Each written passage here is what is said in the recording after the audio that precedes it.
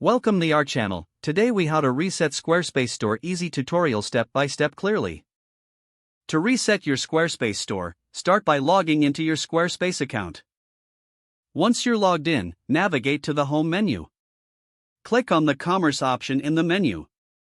Next, select settings under the commerce section. Scroll down to find the reset option. Click on reset to initiate the process. A warning message will appear, informing you about the implications of resetting your store. Carefully read through the message to understand what will be affected. If you are sure you want to proceed, confirm the action by clicking the button that says Reset Store.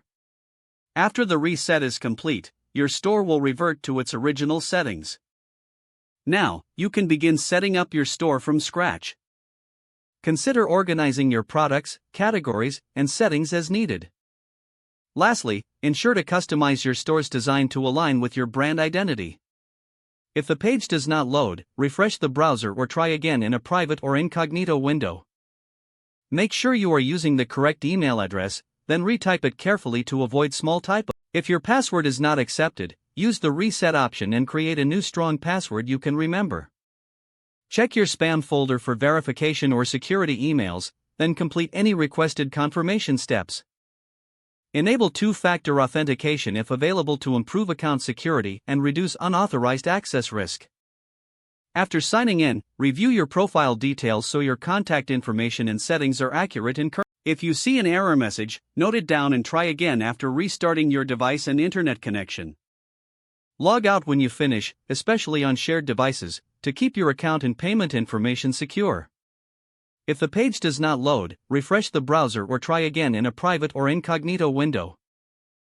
Make sure you are using the correct email address, then retype it carefully to avoid small typos. If your password is not accepted, use the reset option and create a new strong password you can remember.